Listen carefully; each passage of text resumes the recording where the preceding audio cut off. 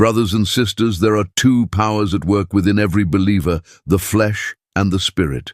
One pulls us downward towards self, pride, and sin. The other lifts us upward toward holiness, surrender, and divine power. And the great question that defines our walk with God is this: which one rules you? Many people think being spiritual is about trying harder, praying louder, or doing more good works. But true spirituality is not about doing, it's about yielding. It is not about the strength of your will, but the surrender of your heart. When the Word of God speaks of the flesh, it is not speaking of your skin, bones, or blood. It is speaking of something far deeper, the old nature within you that resists God. The flesh is the part of man that was corrupted through sin, that craves independence, that wants to sit on the throne where only Christ belongs. It is that stubborn self-life that says, "I know better," even when God has spoken. It is the invisible enemy that hides beneath good behavior and spiritual appearances. You can read your Bible, sing hymns, and even serve others, and yet still be ruled by the flesh. Because the flesh is not only visible in open sin, it is also hidden in pride, in self-reliance, in the quiet desire to be praised, to be seen, to be in control. The flesh whispers gently, "You can handle this on your own." It tells you to pray, but only in your own strength. It tells you to serve, but only for your own satisfaction. It tells you to love, but only when it feels easy. And so, even when you are doing the right things, your heart can still be wrong, because the motive flows from self. That is why a person can be busy with religious work, yet still feel empty. That is why you can speak the words of faith, but feel no power. The flesh can imitate godliness, but it cannot produce life. It can act humble, but it cannot submit. It can wear a smile, but it cannot carry peace. It can sing about love, but it cannot love with purity. Everything the flesh touches, it taints with self. The tragedy is that many believers spend years trying to make the flesh better. They try to educate it, discipline it, train it, polish it, and dress it in religious garments.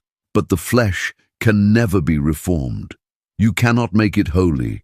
You can only crucify it. The cross is not a decoration for your life.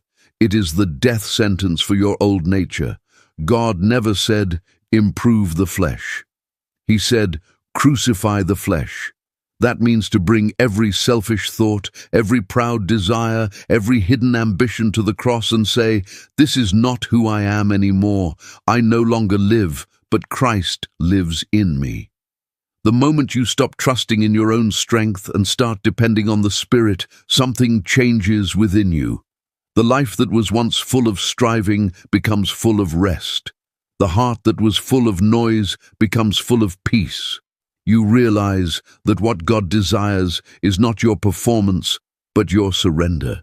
He does not ask you to be strong. He asks you to be yielded. Because when you yield, the Spirit begins to live through you. The old man decreases, and the new life of Christ rises in power. The flesh loses its hold, and the Spirit takes his rightful place. Only then can you truly live, not by effort, but by grace. Not by trying to be holy, but by letting the Holy One live through you. The Spirit is not a mere influence that touches your emotions from time to time, nor a passing feeling that visits you during worship. The Spirit is the very life of Christ within you, the same power that raised Jesus from the dead now dwelling in your mortal body. He is not beside you, cheering you on to do better. He is in you, waiting for you to let him live through you. The Spirit does not come to make you stronger in yourself. He comes to replace your strength with his own. He does not assist you in living your life for God. He enables you to let Christ live his life through you. That is the mystery of the Christian life. It is not imitation, but participation. You see, many believers strive to live holy lives by their own energy. They say, "I will try harder. I will pray more. I will be more patient." But the Spirit-filled life does not begin with trying. It begins with dying. It begins when you realize that you cannot live the Christian life apart from the Spirit of God. It is not your willpower that brings transformation. It is His indwelling presence. When the Spirit fills you, you begin to think differently, speak differently, walk differently. Not because you are forcing yourself, but because another life is flowing through you. The fullness of the Spirit means that Christ becomes the source of every action, the motive behind every decision, the peace behind every storm, the voice behind every silence.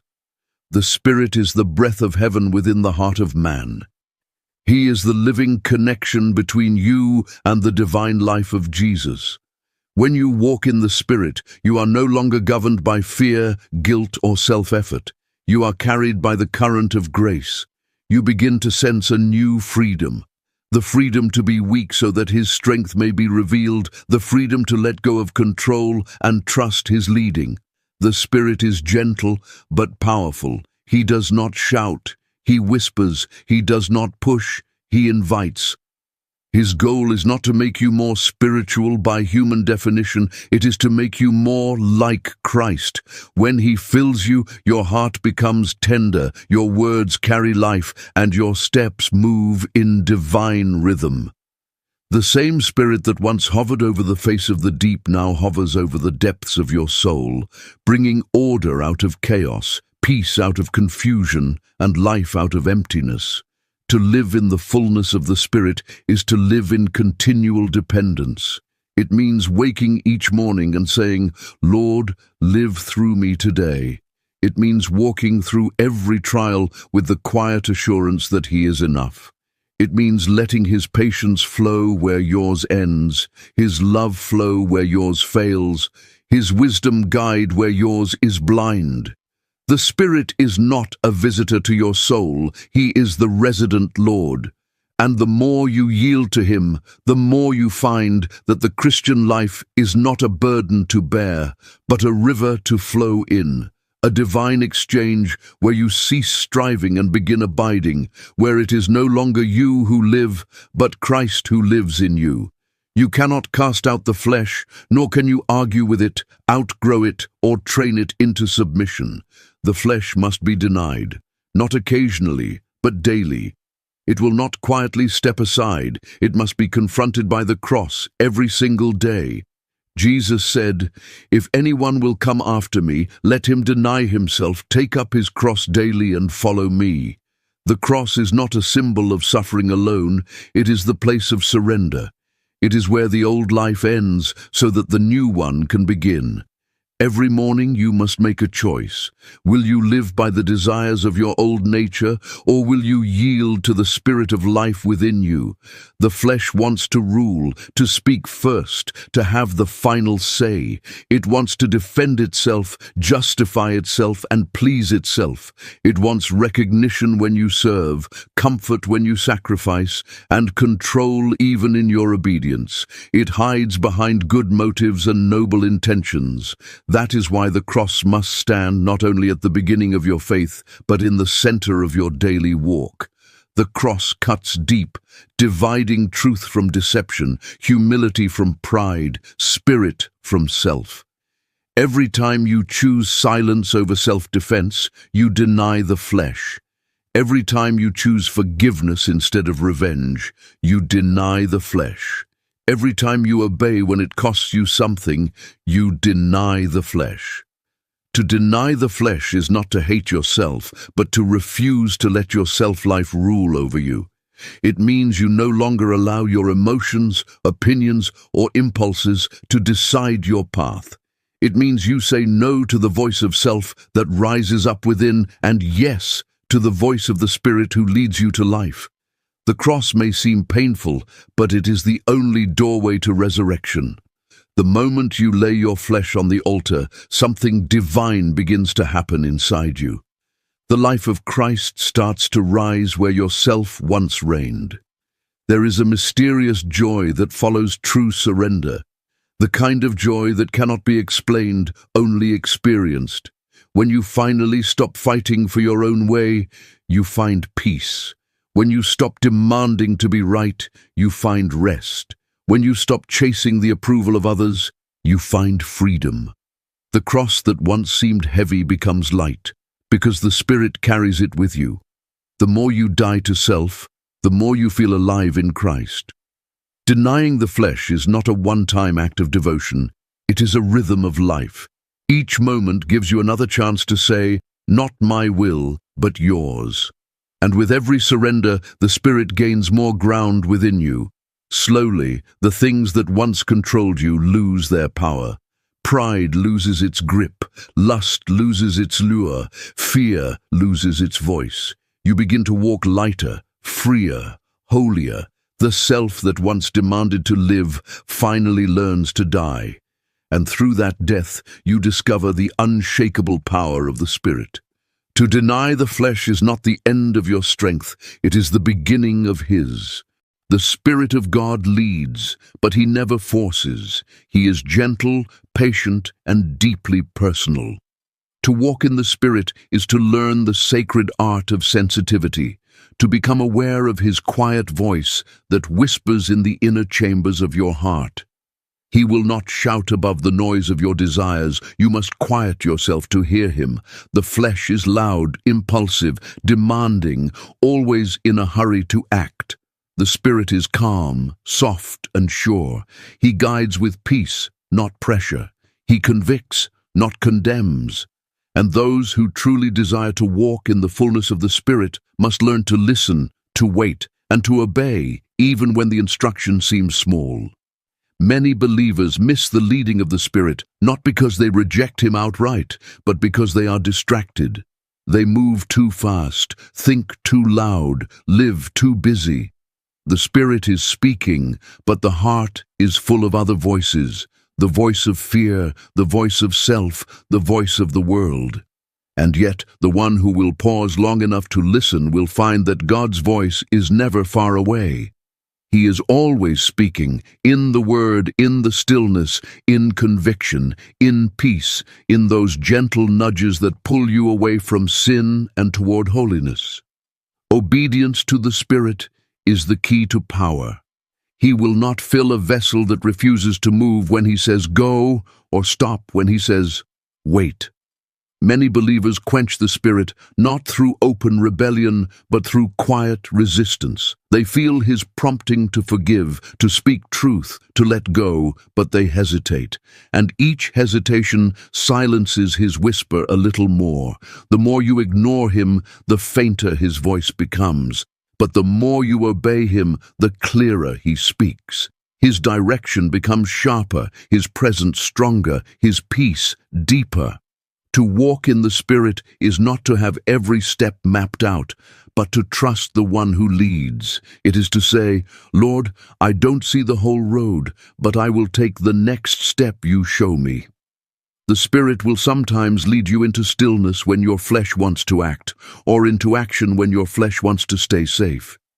He might close a door you were praying to open, or open one you never considered.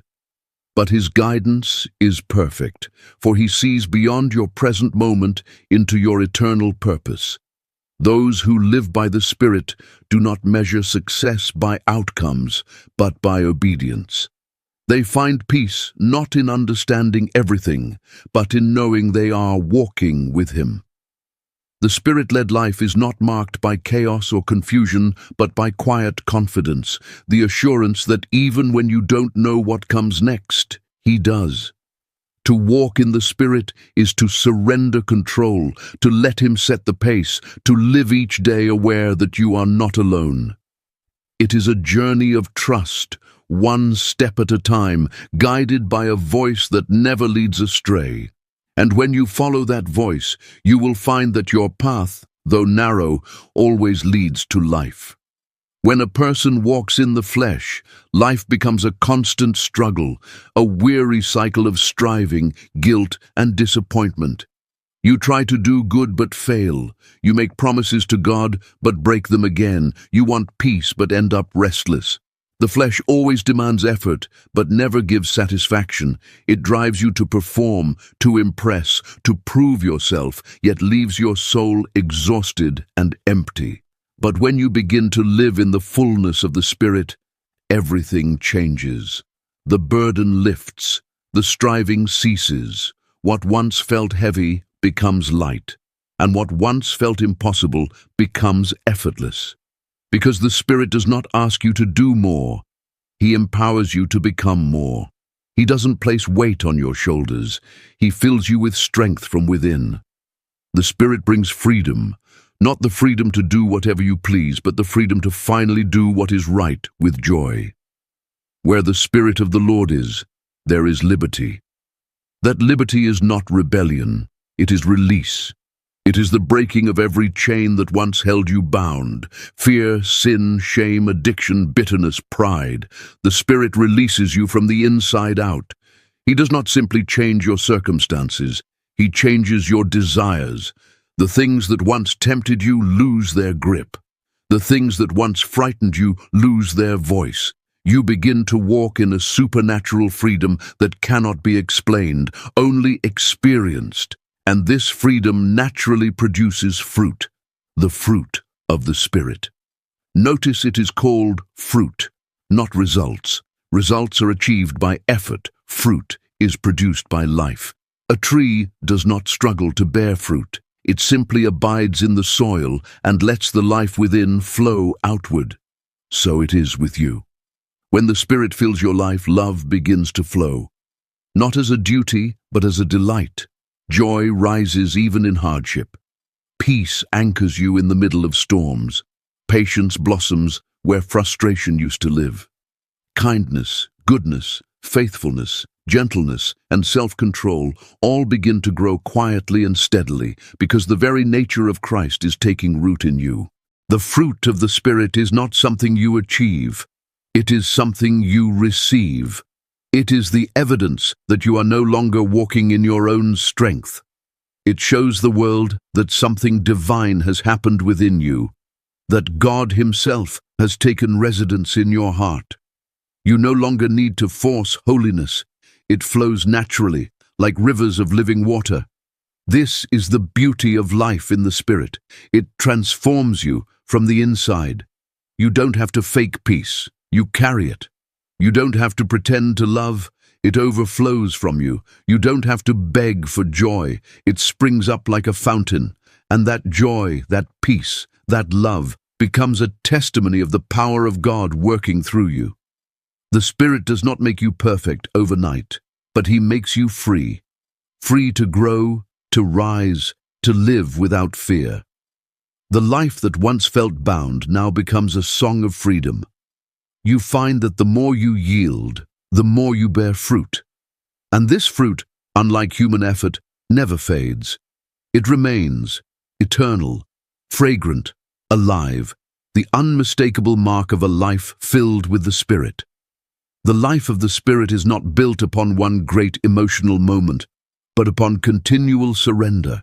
Many people experience the touch of God once and think they have reached the fullness of the Spirit. But fullness is not a single experience. It is a constant yielding. It is not about how much of the Spirit you have. It is about how much of you the Spirit possesses. Every day, every hour, every situation asks the same quiet question.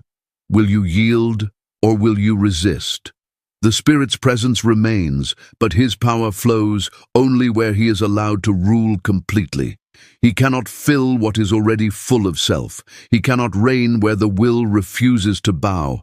Continuous surrender is not weakness. It is the secret of strength.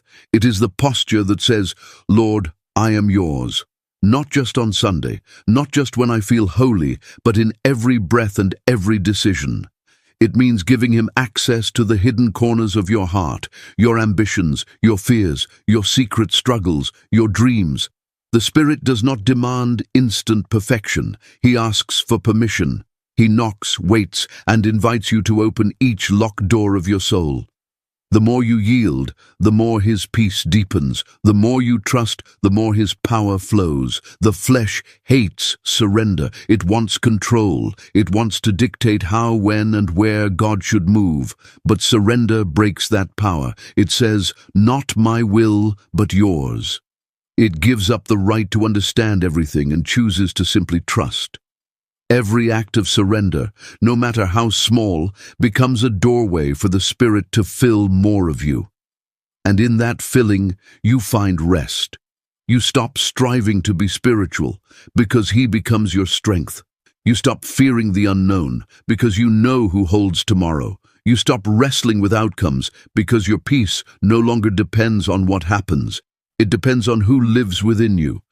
The more you surrender, the more you see that the Spirit never takes something away without giving something greater in return. He asks you to lay down pride and gives you peace. He asks you to release bitterness and fills you with love. He asks you to stop fighting for control and replaces anxiety with assurance. Surrender does not empty you. It fills you. It opens the door for heaven's life to flow freely into every part of your being. And this is the mystery of the Spirit-filled life. You lose nothing worth keeping and gain everything you were created for. Each day becomes a new opportunity to say, "Lord, take all of me." When that becomes the cry of your heart, the Spirit fills you again and again, not as a distant guest, but as the living presence of Christ within you. In that place of continuous surrender, you discover the greatest freedom. You no longer live by effort, but by grace. No longer by fear, but by faith. No longer by your own will, but by His divine life flowing through you. This is the fullness of the Spirit, a life that breathes with the rhythm of surrender, where self is silent and Christ lives completely. Beloved, this is the true secret of life in the Spirit. Not striving, not performing, not pretending to be strong, but simply surrendering to the one who already lives within you. The Christian life was never meant to be a battle fought by human willpower. It was meant to be the outflow of divine life. When you stop depending on the flesh and start yielding to the Spirit, you step into a realm where weakness becomes strength, where obedience becomes joy, where burdens turn into blessings. The flesh will always try to reclaim control. It will whisper, "You must fix yourself. You must prove your worth." But the Spirit whispers something very different. "You are already mine. Rest in me. Trust me. Let me live through you." The more you listen to that gentle voice, the more you will find peace, not the peace of circumstances, but the peace of presence. The Spirit does not make life easier. He makes you stronger. He doesn't always change the storm, but He changes you in the storm. He gives you a calm that confusion cannot shake, a love that rejection cannot steal, a faith that darkness cannot drown. When you live in the fullness of the Spirit, your days stop being ordinary. Every step becomes divine. Every moment becomes sacred, and even the smallest act becomes worship. So let the old self die, and let Christ live through you. Let go of your plans, your pride, your fears, and watch how the Spirit fills the empty places with His glory. You do not have to beg for His presence. He already dwells in you. You only have to surrender again and again, until every breath, every thought, every heartbeat becomes His. And when that happens, you will know what true life is. You will no longer just exist. You will live as one carried by the wind of heaven, filled with peace that passes understanding, guided by love that never fails, and empowered by grace that never runs dry. This is the fullness of the Spirit, not a feeling, not a moment, but a continual overflow of Christ in you, the hope of glory. So walk in the Spirit, live in the Spirit, and let the world see, not what you can do, but what God can do through a life completely surrendered. For when the flesh dies and the Spirit reigns, you will finally discover what it means to be truly alive.